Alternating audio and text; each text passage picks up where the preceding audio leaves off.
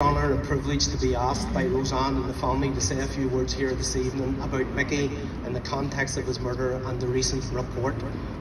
It's also a great honour to be asked by NORAG, a wonderful organisation, to work alongside them, supporting the families from this area over the last number of years, and to work, and I want to especially pay tribute to Niall Murphy, who's here this evening, one of the best human rights lawyers this country has produced, who has been part of this community like myself, adopted India, to support families and work tenaciously and night and day on behalf of the families of those bereaved and injured, and to pay tribute to where we've got to under his tenure and his direction. It's just been such a victory for families, but we've a way to go yet.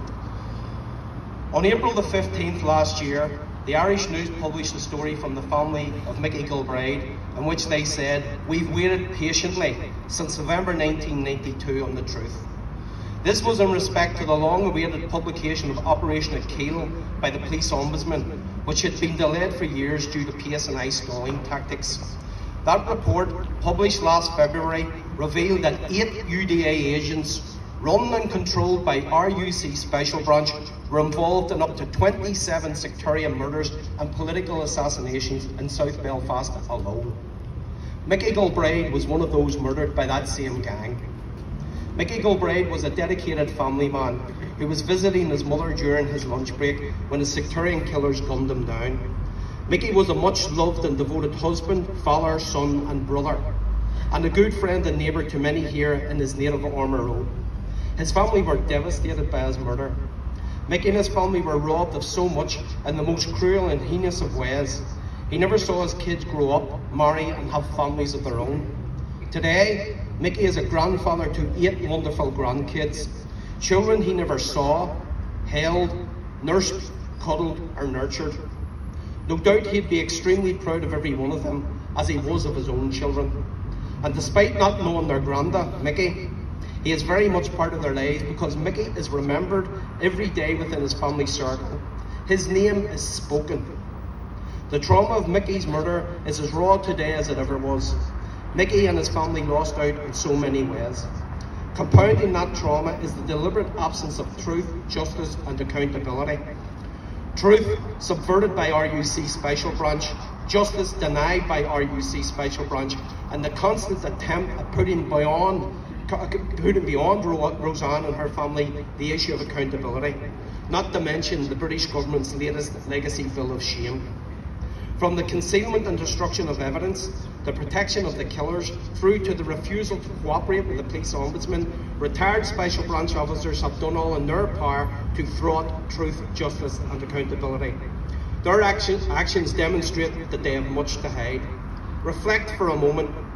Why would those who spent their careers asking the public to cooperate with the police in murder inquiries refuse to cooperate with the Police Ombudsman when that office seeks to establish facts concerning multiple murders? Why would they advise and advocate that no former police officer should cooperate? We all know why, because they were involved. Now these former members of Special Branch have the audacity to challenge, by way of a vexatious legal action, findings of collusive behaviour by the Police Ombudsman in almost 50 murders and several attempted murders, facts established in 2 damning reports published earlier this year. Of course, they are not alone in these endeavours. They have a cabal of former RUC officers, a cadre within the PSNI, who actively use their positions in defending and covering the indefensible actions of their former colleagues, actions that include state-sanctioned murder. As we have all seen, and we've been here before, first in respect to the Oma bomb and then on Loughlin Island. And here we are again with the failed agenda of Special Branch and their cronies in trying to stop the tide of truth. However, the difference in these current set of cases is that former agent handlers engaged in the business of murder are aided in this endeavour by the PSNI's Police Federation, the union of rank and file serving PSNI's officers. This is shocking and outrageous. In a report that was accepted by the PSNI Chief Constable and his leadership team that there was collusive behaviour, there are many who would say such actions cast a dark shadow over the PSNI, actions that they are trying to defend and erase the findings of collusion. A shadow that equates to mutiny within the ranks, This is a very troubling indicator for policing overall. The actions to thwart investigations, halt reporting, and now to overturn the findings of the Police Ombudsman in Operation Akil, which are 27 murders. 27 murders which include the murder of Teresa Clinton, a mother of two shot multiple times in her home, and the murder of 5 people in Sean Graham's Bookmakers, are persistent and know no bounds. Last month, a barrister, Ronan Lavery, told the Belfast court there was a public clamour for punishment to try and settle the mob. The public interest can't be sated by the bloodletting of junior police officers. These comments were made in defence of 2 PSNI officers who in 2021 disrupted a commemorative event arresting Mark Sykes as he and a handful of relatives laid flowers at the memorial marking the anniversary of the bookies' atrocity. Mark survived the attack, having been shot 7 times. His young brother-in-law, 18-year-old Peter McGee, died in the attack. These murders formed part of the Operation Akil report by the Police Ombudsman, in which collusive behaviour has been established. Lavery's remarks were provocative and repugnant. The only bloodletting in this area was that of the 27 people murdered by the agents of the RUC Special Branch. The only bloodletting was in the living room of Teresa Clinton. The only bloodletting was on the spot where Micky Gilbride lay after being gunned down by the same UDA murder gang that had within its ranks 8 state agents. The only bloodletting was with the guns provided to the killers by their RUC handlers. Considering the statement from paramedics that the floor of the bookies was so blood-soaked that it was like trying to walk in a skating rink, Ronan Lavery, a King's Counsel, must now reflect on his odious comments.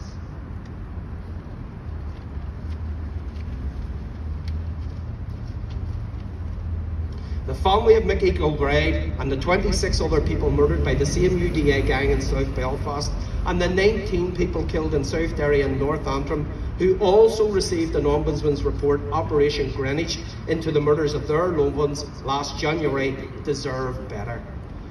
Not content with directing those involved in the murder, former Special Branch agent handlers now subject families like the Gilbrides to what amounts to callous and cruel treatment through their spurious challenge to overturn the Police Ombudsman's findings. It is unacceptable, it is re-traumatising, it is a form of mental torture. That serving PSNI officers are engaged in this activity through the Police Federation is appalling. They too need to reflect on their conduct.